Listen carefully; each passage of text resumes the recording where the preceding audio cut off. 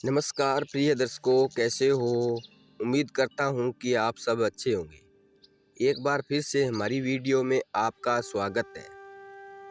तो प्रिय दर्शकों, क्यों किया था राम ने सीता का परित्याग। तो प्रिय दर्शकों, रघुकुल में जन्मे श्री राम को वनवास करना पड़ा। साथ में उनकी पत्नी सीता भी गई। वनवास के दौरान ही लंका का राजा रावण बलपूर्वक सीता को उठाकर ले गया। राम ने सीता का पता लगाने में बहुत कष्ट सहे, अथाह परिश्रम, पराक्रम, और उन्होंने राक्षस राज रावण का वध किया और अपनी पत्नी को आज़ाद कराया।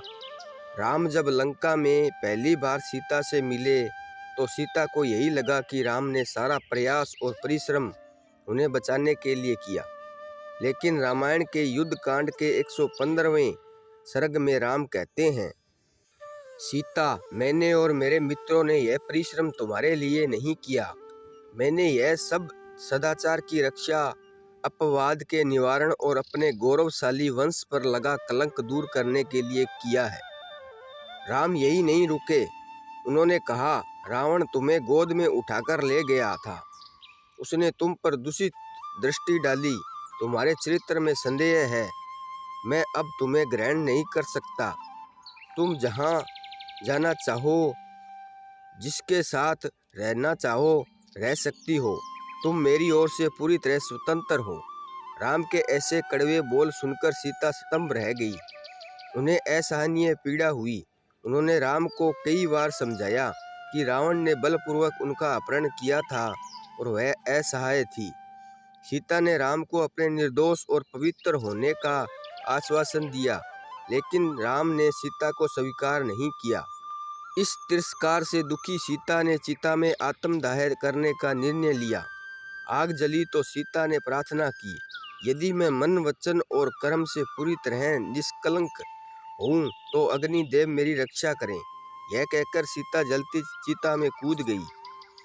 वह भयानक दृश्य देखकर देवताओं और भगवान ब्रह्मा ने राम को समझाने का प्रयास किया।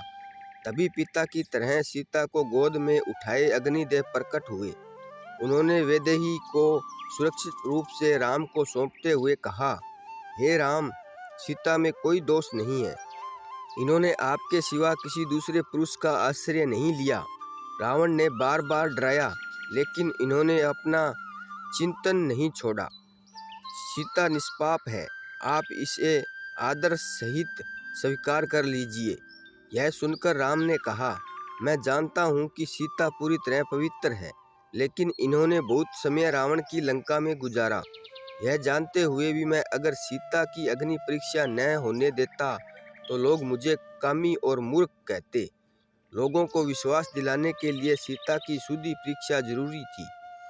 इसके बाद राम, लक्ष्मण और सीता अयोध्या लौट आए। राम ने रघुकुल का राज सिंहासन संभाल लिया।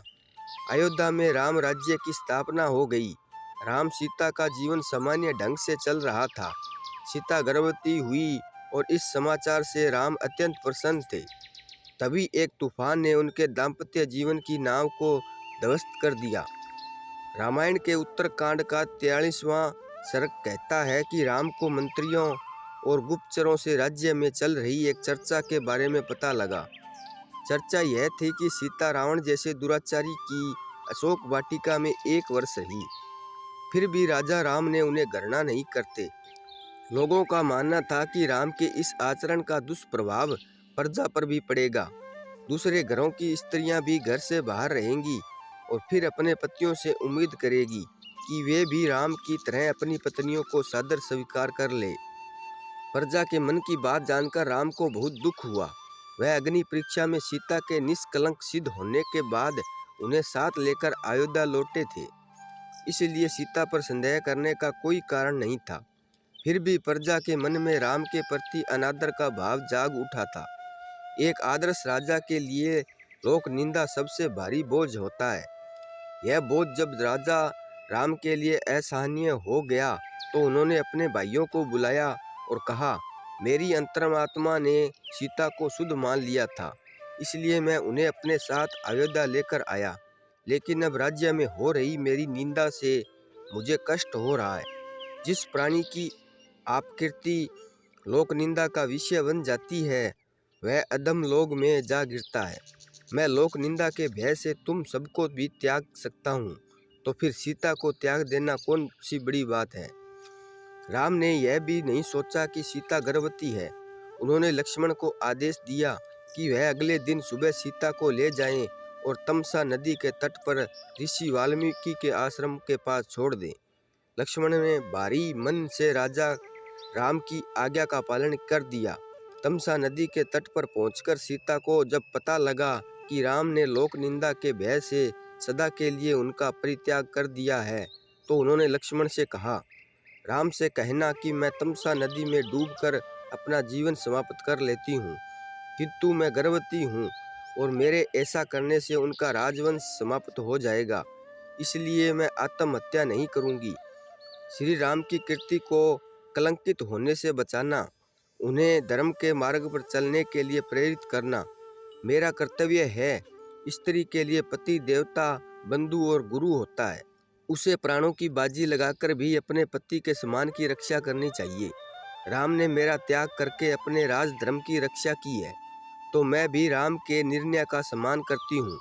पत्नी धर्म निभाऊंगी और शेष जीवन आश्रम में ही रहूंगी।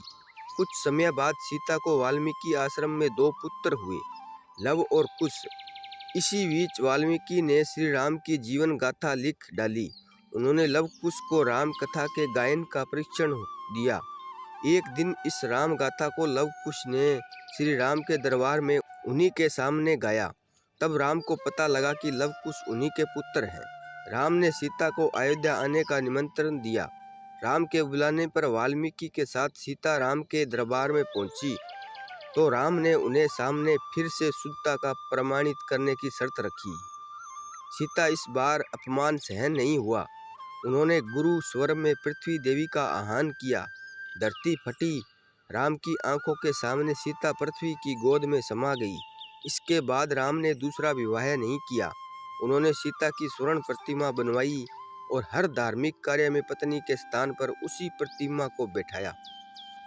तो प्रिय दर्शकों, आज की वीडियो कैसी लगी? उम्मीद करता हूँ कि आपको अच्छी लगी होंगी। तो मिलते हैं अगली वीडियो में, तब तक अपना ख्याल रखना। जय श्री कृष्णा। धन्यवाद।